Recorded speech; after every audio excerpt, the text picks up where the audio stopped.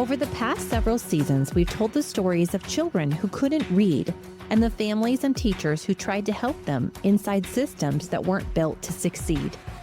We listened to the pain, we traced the history, we followed the science, and one truth kept rising to the surface. This is not a mystery, and it's no longer a debate. Reading failure harms children first, but responsibility does not stop there.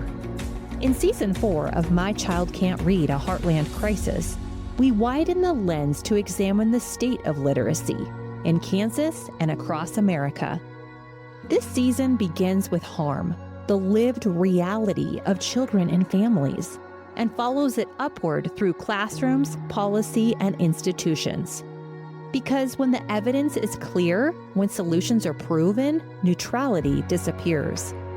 This is a season about what happens next, about the difference between knowing what works and taking responsibility for it. Welcome to Season 4, The State of Literacy.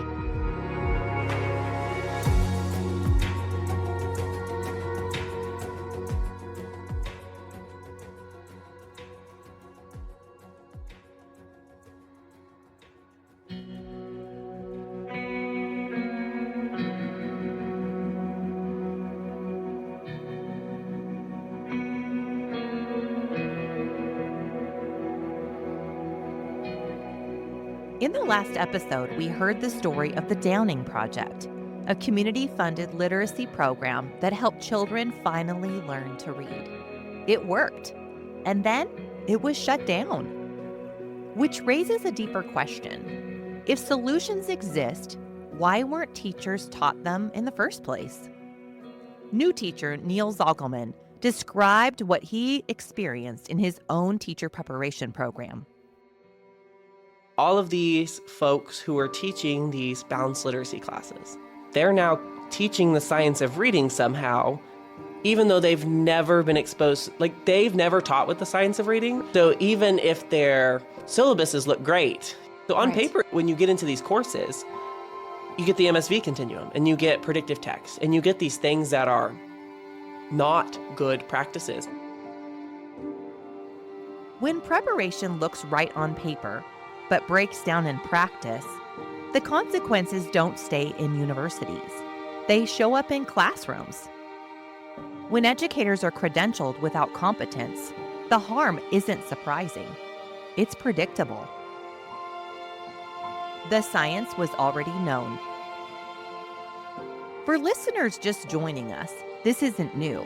For decades, scientists at the National Institutes of Health studied how children learn to read. One of the leading voices in that work was Dr. Reid Lyon, who helped lead that research and later shape national policy. By the early 90s, we had already developed a converging body of evidence. Many studies replicating each other, telling us how reading develops. We had very good information about the types of instruction that's most beneficial to them. So it's simple. If you're going to be teaching kids or training teachers, base it on what we know works. It's that simple. The evidence has existed for decades. Not theories, not trends, evidence. Journalists like Emily Hanford from AMP Reports have helped bring this national story into public view, exposing the gap between what research shows and what classrooms practice. Teachers were never taught it. Most teachers were never taught the sound-to-letter code. I graduated in 2023, and we did the Fontes and Pinnell, we did the leveled readers, we did the running records. I almost failed my practicum because I couldn't place my kid. It wasn't an evidence-based practice for identifying areas of weakness. Retired Principal Dana Hensley explains the gaps this creates. They really want their children to succeed, but they just don't have the tools to know how to put it into place. They don't know what to do Monday morning. They may understand the philosophy, but they don't know how to apply it. Teachers care, teachers learn, but they were sent into classrooms without the tools they needed. Teachers were failed by their training. This isn't theoretical. The consequences of how teachers are prepared are already showing up in classrooms. It's such a big deal that we're not training people to do this, because we're building frustrations into students and teachers when these kids aren't learning to read. Teachers try so hard. They're trying and they're trying and they're trying, and that conversation is hard sometimes because it's really hard to hear that you've been doing something wrong. But it's not their fault that they were prepared incorrectly, because we're not holding the systems that are designed to support them accountable. Not because teachers don't care, not because students can't learn, but because the system that prepared them didn't. And once you see that pattern, you can't unsee it. Credentialing without competence. Teachers graduate with degrees, certifications, credentials, but not always competence. And when that happens, credentialing without competence creates downstream harm. When pre-service teachers are taught methods their professors have never implemented with real children, the outcome isn't surprising. It's built into the system. National context and teacher prep crisis. We've heard what the research says. We've heard from experts. We've seen what works. So the question becomes, if we've known this, why hasn't it reached every classroom? In early 2026, a coalition of national education groups, led by the American Association of Colleges for Teacher Education, made a startling proposal. Not for a new curriculum, not for another initiative, but for a $2.5 billion rebuild of how we prepare teachers in this country. This wasn't coming from a single district or even a single state. This was a national acknowledgement that something at the foundation of our education system isn't working. Because the truth is, we don't just have a reading crisis. We have a preparation crisis. Fewer people are entering the profession. Teachers are being asked to meet increasingly complex needs, and many are walking into classrooms without the tools to do it. And while this proposal is national, this is exactly what families and teachers here in Kansas have been living for years. This isn't a fringe idea. This is the system, acknowledging itself. So the question becomes, if we now know what works, why weren't teachers ever taught it in the first place? And when you start to ask that question, you begin to see a pattern, not of failure, but of preparation, of what teachers were taught and what they weren't, and what happens when an entire system is built on that gap. Evidence is visible everywhere. And once that harm is set in motion, it doesn't stay contained. Psychology professor Amy Nolan shares her findings with incoming college freshmen. If a student was proficient when they were in high school, I think I still see so much anxiety with, submitting a paper in APA format or submitting a paper in MLA format. And no matter what subject I'm teaching, I usually take the time to explain in my very first class meeting the importance of literacy, and I teach psychology. And we know that literacy skills need to be nourished, improve as they get older. Outside schools and universities, other professionals like Literacy Services Manager at the Wichita Public Library's Savannah Ball sees the impact of this every day. And sometimes it shows up in the quietest ways. I think that the things that we usually notice are that a child might say they don't like to read, or they might be drawn to books that are way below their normal reading level. A lot of times I'll see parents who come in by themselves picking out books for their kids, which usually means to us that they might have a reluctant reader. When we hear that, when we hear a kid saying, I don't like reading, I don't like books, it's usually a sign that maybe there is something else going on. The evidence is visible, not in theory, in real children, in real time. proof that change works. And here's what makes this even harder to ignore. We don't just see the problem, we see what works. Hear what school director Tammy Hope says about their observations at Rolfe Literacy Academy. So we have students, some of them come to us very young, but then if you're talking about a third grader, that would be kindergarten, first and second. So at least 3 years, some of them more than that if they were in a preschool that was introducing letters and letter names. And then what changed once instruction shifted to structured literacy?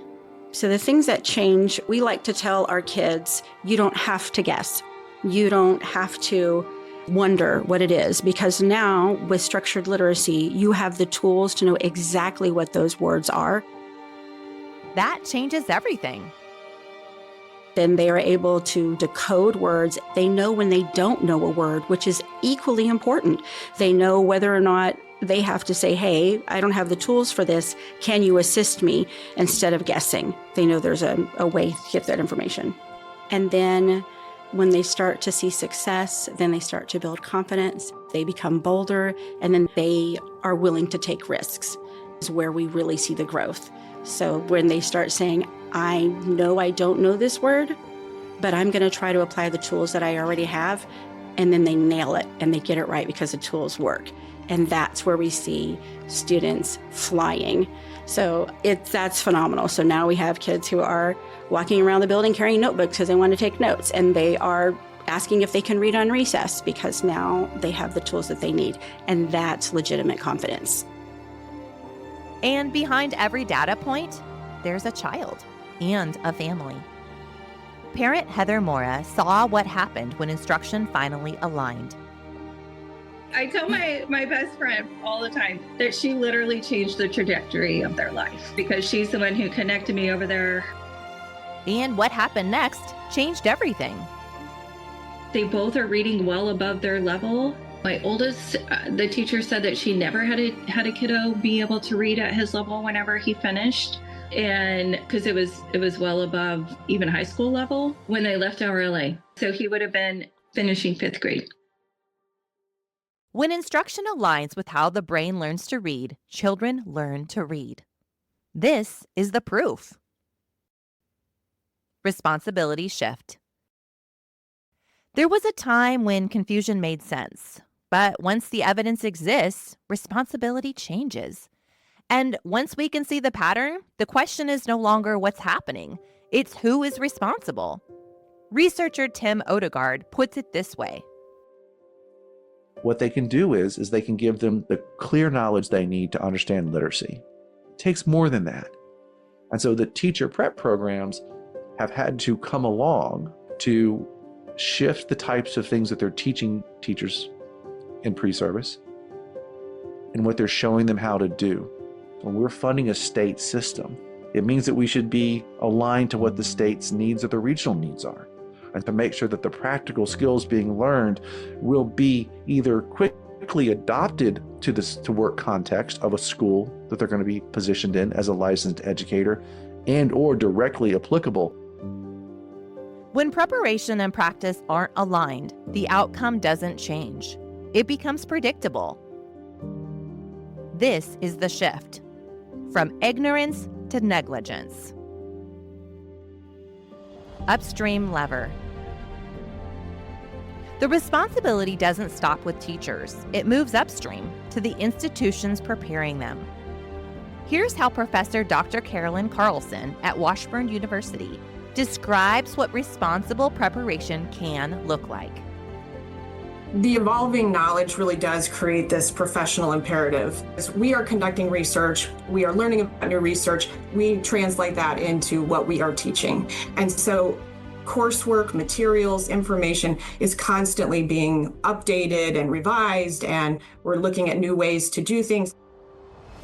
Some universities are beginning to change, but change without accountability remains uneven. In Kansas, the Blueprint for Literacy outlines what teacher preparation should include, but guidance alone isn't enough. Without accountability, implementation remains uneven. But again, even if it's all theory and philosophy, the teachers aren't going to have the tools to put that theory and philosophy into the classroom. And when implementation is optional, outcomes are too. Teachers care deeply about their students, but speaking openly about what's missing can carry risks. That conversation is hard sometimes because it's really hard to hear that you've been doing something wrong. But I need teachers to know, it's not their fault that they were prepared incorrectly, because we're not holding the systems that are designed to support them accountable. Hi, I'm Katie O'Donnell, a teacher who works with students who struggle to read every day. If you've ever wondered what dyslexia really is, or how to talk about it with your child's school, you're not alone, and you don't have to figure it out by yourself. That's why Janine Phillips hosts a free monthly conversation called Dyslexia, Let's Talk About It. It's a Dyslexia 101 workshop for parents, educators, and allies who want clarity, confidence, and a place to ask real questions. We meet every third Thursday of the month, online and in person at Phillips Fundamental Learning Center, because advocacy starts with understanding, and we're stronger when we learn together. To RSVP, call 316-684-7323. We look forward to hearing from you.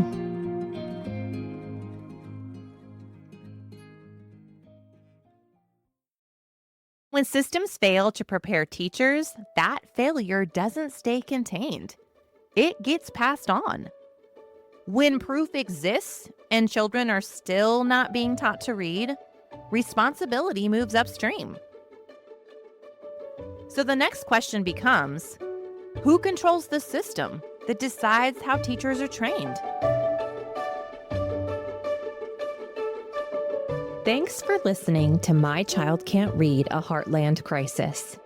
If this episode resonated with you, if you saw your child, your classroom, or your community in these stories, you're not alone. Now is the time to act. Every child can learn to read, and we all share responsibility to make it happen. I invite you to take action today by subscribing to catch every episode, rating and reviewing to help others find this series, sharing your story and learning how the Phillips Fundamental Learning Center is changing lives at funlearn.org/podcast, and by sharing this show with a friend, teacher, or parent who needs to hear it. All resources, source credits, and tools mentioned in this episode can be found in the show notes. Together, we can take responsibility and rewrite the story of literacy. One child, one classroom, and one school at a time right here in the Heartland.